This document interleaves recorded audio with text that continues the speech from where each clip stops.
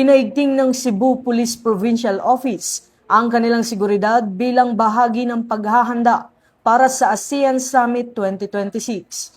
Nakastandby ang mga tauhan ng Cebu PPO para sa crowd disturbance management operation sa Provincial Capitol Grounds nitong ika-7 ng Mayo upang tiyakin ang kaligtasan ng publiko, mapanatili ang kaayusan at masiguro ang maayos na pagdaraos ng mga aktibidad kaugnay ng international event.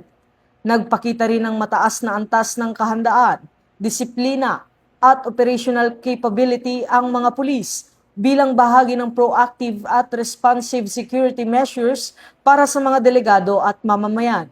Nananatiling nakatuon ng Cebu PPO sa pagpapanatili ng tiwala ng publiko at pagpapatibay ng seguridad sa lalawigan.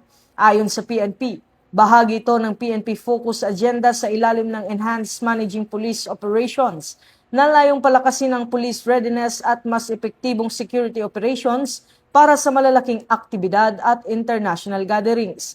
Patuloy namang isinusulong ng PNP ang adhikain bagong PNP para sa bagong Pilipinas, serbisyong mabilis, tapat at nararamdaman. Mula rito sa PNP National Headquarters, ako ang inyong PNN correspondent, Patrolman Don Brosas, alagad ng batas, tagataguyod ng Balitang Pulis.